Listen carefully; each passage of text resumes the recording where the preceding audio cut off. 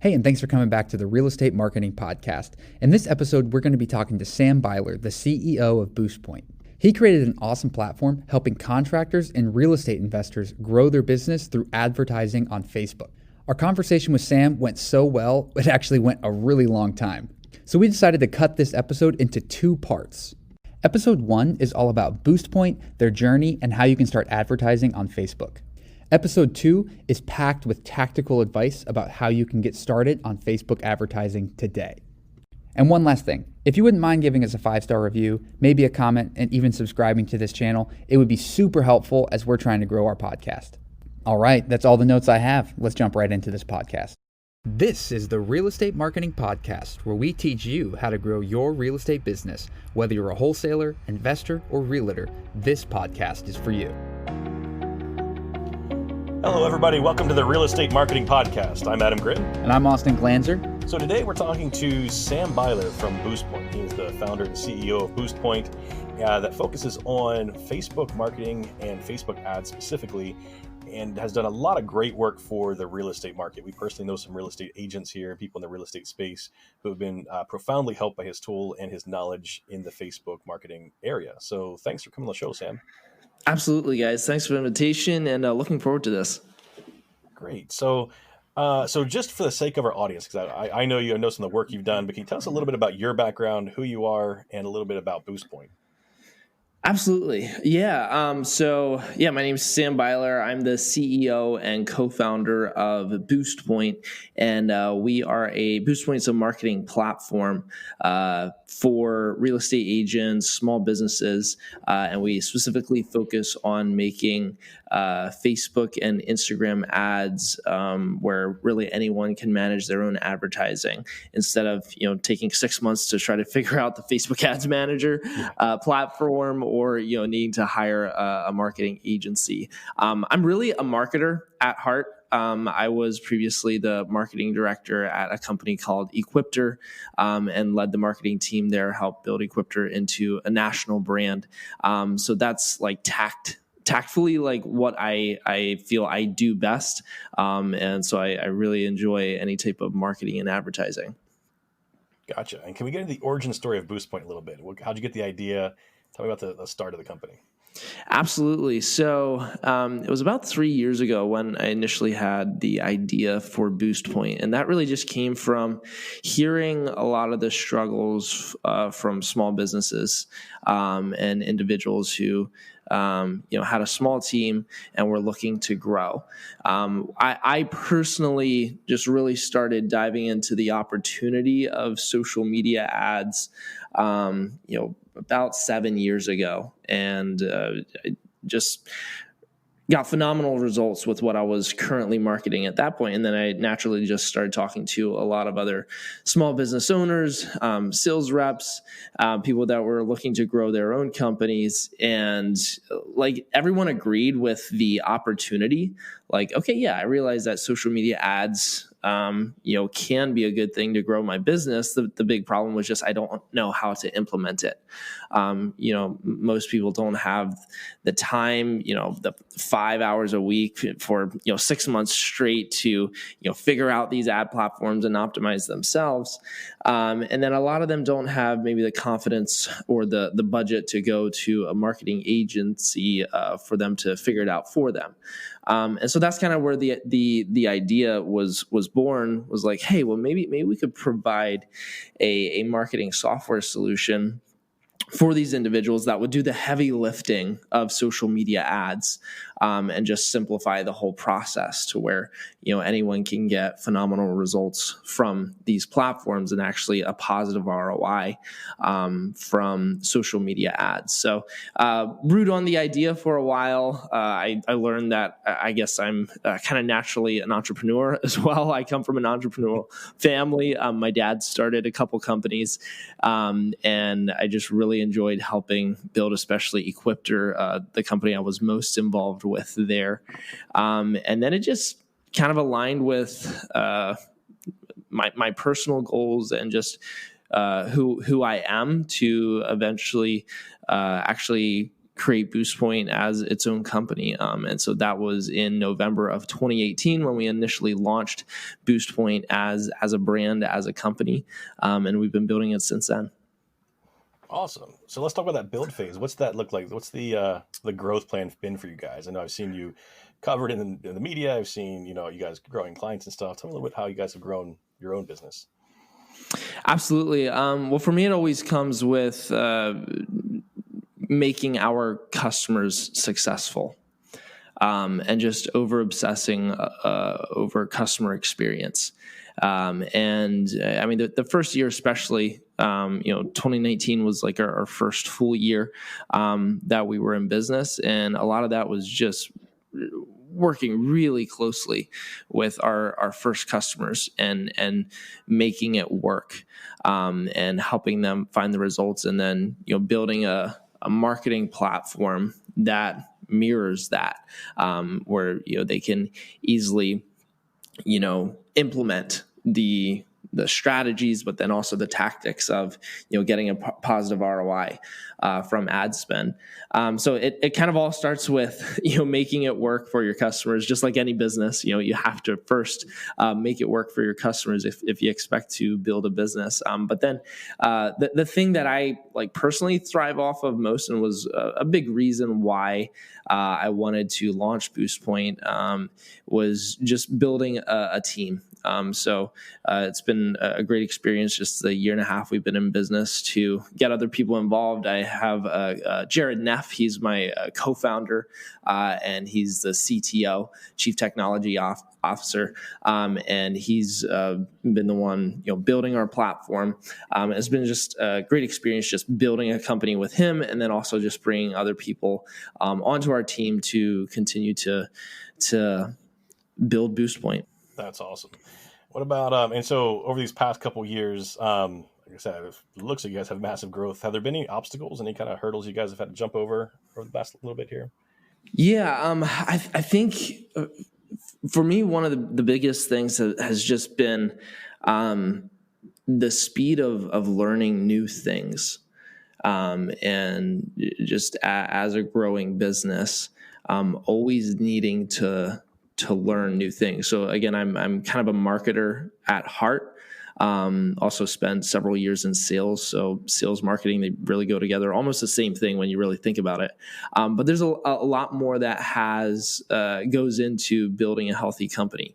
Other things I really enjoy is building a healthy company culture, building a solid mission, core values, and then all the other details that come with growing a company pretty rapidly, from even needing to really dig into being a financial expert almost with that side of building a healthy business from a financial perspective. We're also raising capital, which is a whole new experience for me. And yeah, I'd say that's been one of the things I actually really, really enjoy, just constantly learning. It almost seems every day like we're learning new things and needing to adapt. But it is also one of the most challenging things as well. So yeah, I think it's so awesome what you're doing, and honestly, I'm looking up to a lot of what you're doing, because we have our own business trying to do marketing for real estate people, more on the Google Ads side of things and website build. But what you guys have built is really cool, and I've kind of tried to model some of the stuff off of that. So thanks for doing such a good job on it. Now, I have a question about.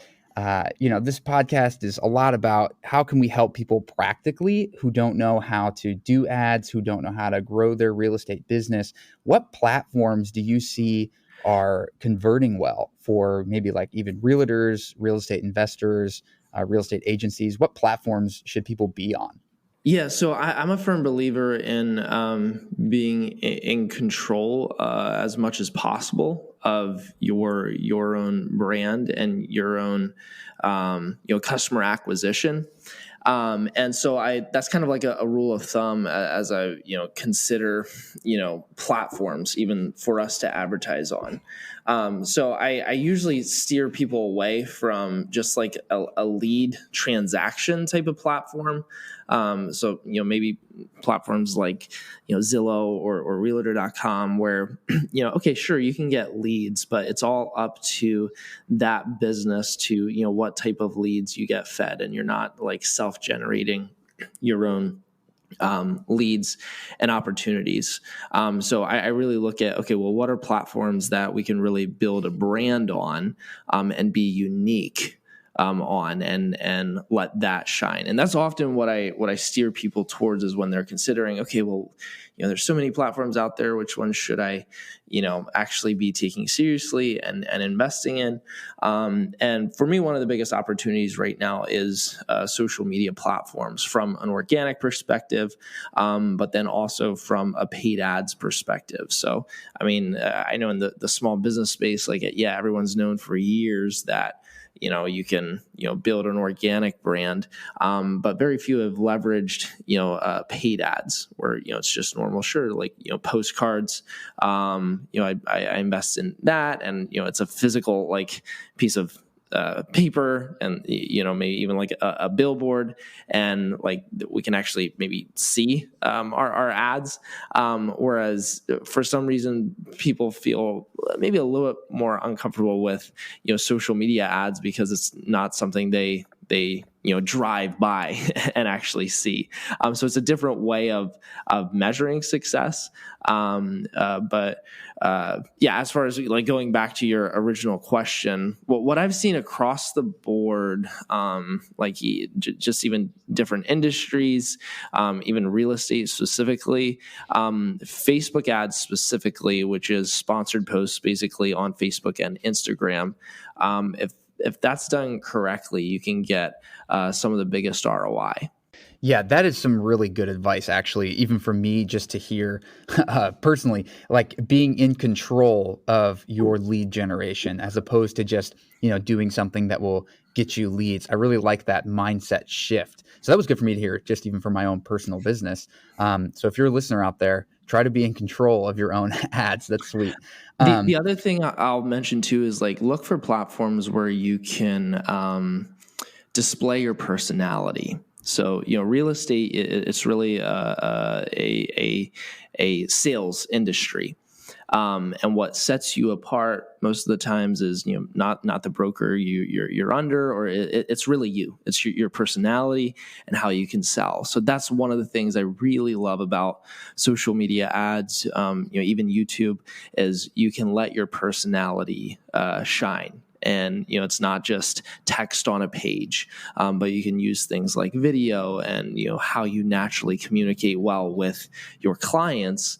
You can do that now, through your phone and through a video. It takes a little bit to get used to, but once you kind of get over that hurdle of, okay, I'm just talking into a camera instead of talking into a person, you can get really creative with it, and it works really well. Yeah, that's really good advice. I think too many people tend to just like, hey, give me leads, here's my checkbook, give me leads. But I think having personality behind that can actually help you grow. So that's really, really good advice for someone looking to start. So kind of going along, getting started, where should someone start if they're in real estate when it comes to Facebook ads or Instagram ads? Yeah. So basically, if nothing about social media ads at all, I'd start with talking with someone that maybe has done that before. And it kind of depends where you're at as well. It's like, okay, maybe you don't have much time on your hands, and you'd rather invest into someone figuring this out for you. Even if you take that route, get an agency to run your ads, I would still really recommend knowing enough that it makes sense so that you can like understand the ROI and what you're actually getting out of ads. But most people, they're kind of in the shoes of like, hey, I'd like to try to figure something out myself. So A good place to get started, I'd say, is start with a budget you're comfortable with, and be relevant to what you're currently doing. So often, like how I usually recommend, an agent runs his first ad is like, okay, well, have you sold any houses lately, or are you putting any on the market? And creating ads that's relevant to stuff that they're doing right now, instead of just creating some super random ads in maybe an area that they haven't ever done any business in. But yeah, I'd start with, you don't have to go crazy. The other nice thing about social media ads is you can start with a small budget. And it's not like you have to invest in a billboard for $1,500 a month, to get started. You can start with a campaign for $200. But the other thing too, I will say, is you need to be consistent. The Facebook and Instagram ads, it's really just a tool, and you need to figure out how to leverage that tool, how to communicate on it, how to write good ad copy, create good content, and you get better at it the longer you stick with it. Cool.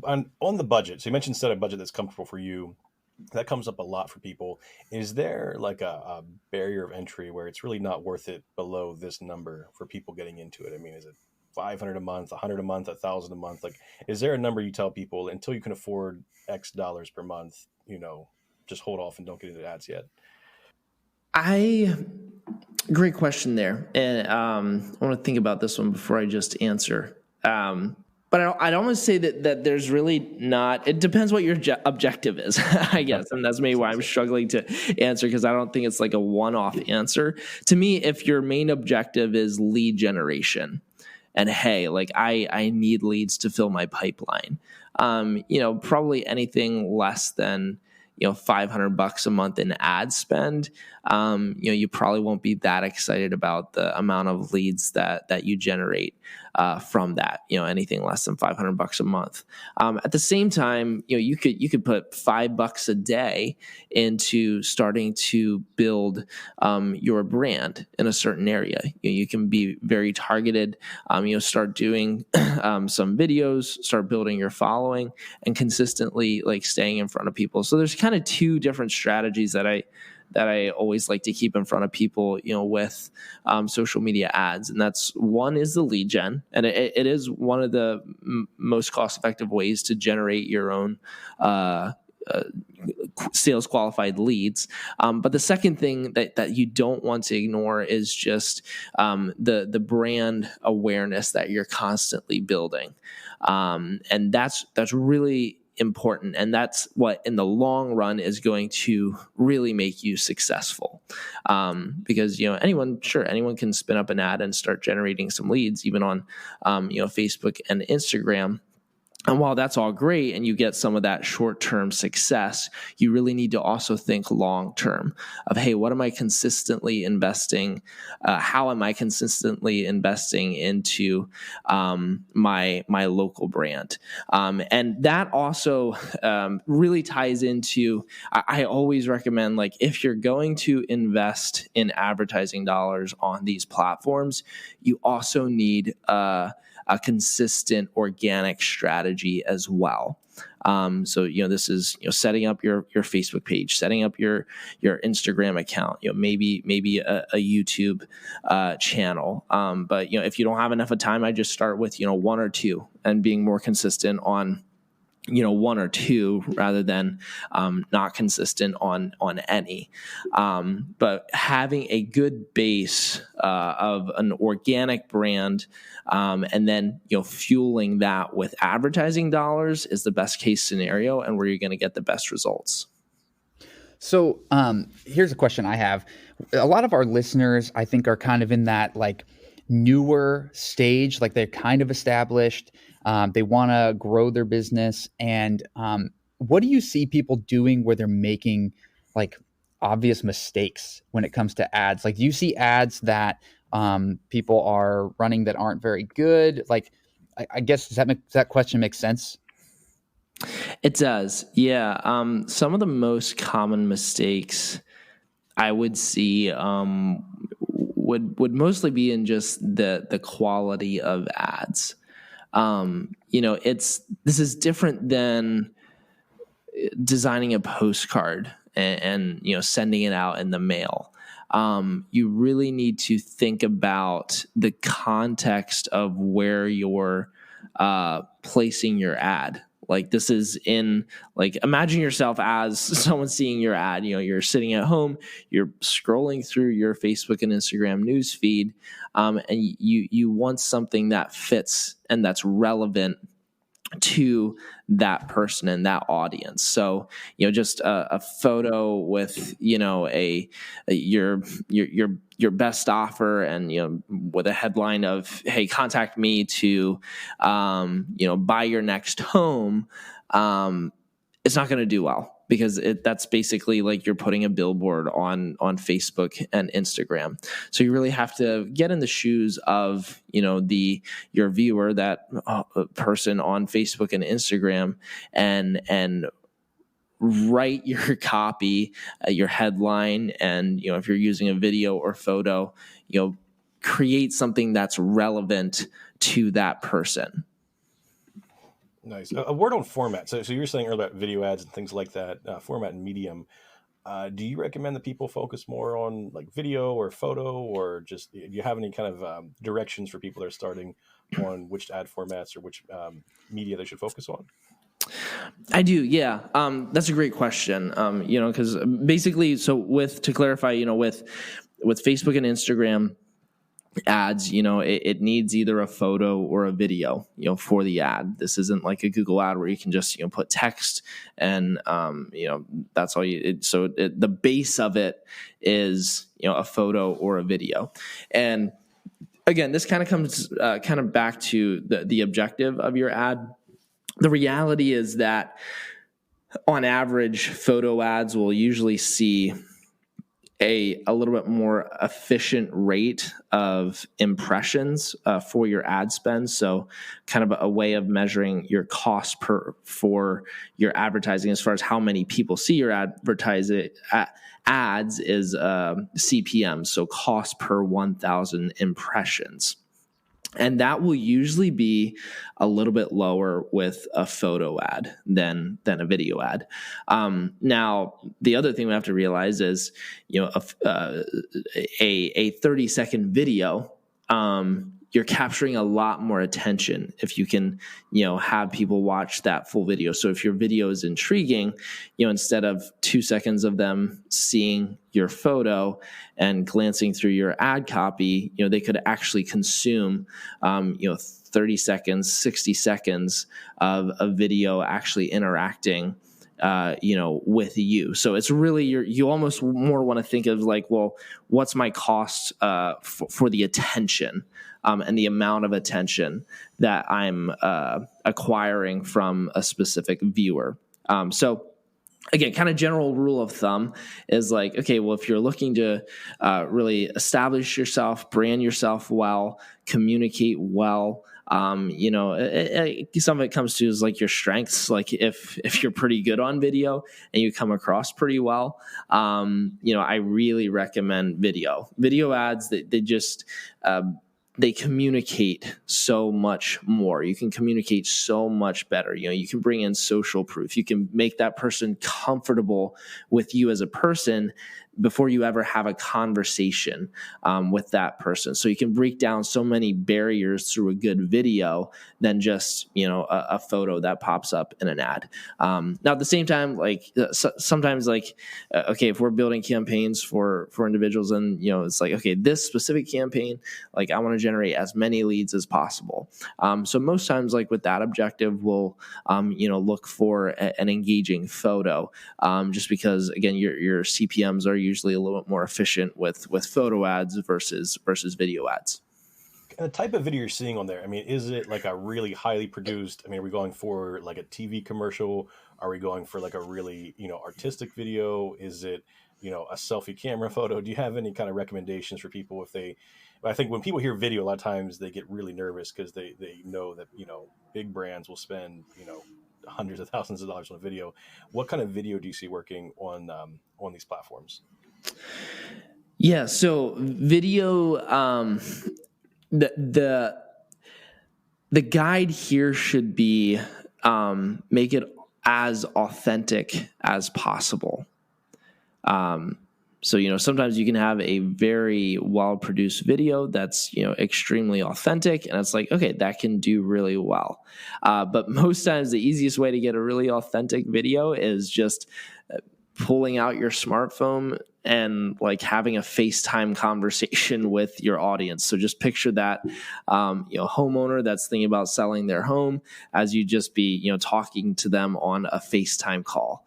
So literally just pulling out your phone, selfie style video, and having a conversation in that way. And you can get creative with this. I mean, maybe you just sold a home in a neighborhood, and it's like, hey Lancaster, my name's Sam Beiler, and I just sold this home in. It was only on the market for 2 days, and we got over $10,000 of the listing price for it. The homeowner's extremely happy, and while we're here, we're ask if there's any other homeowners in this neighborhood that are looking to list their home. Something like that. Again, there you can bring in social proof. You can build trust with your viewer, and something like that is going to do a whole lot better. And we've measured this too. Is like even like comparison like of that type of video paired beside to the same audience paired beside a video that a brand spent about $10,000 producing. That was more of like a promo style video, with like a voiceover and some really great video production, but it was more that promo style, something great for their website or for a TV ad, but it just didn't perform near as well as that more authentic video when it came to Facebook and Instagram. All right, I'm sorry we had to cut this episode short, but we are conscious of your time and we don't want to make you listen to a full hour-long episode. So part 2 will be released next week. You're going to want to be on the lookout for that. I hope you have a great 4th of July, and we'll talk to you guys next week.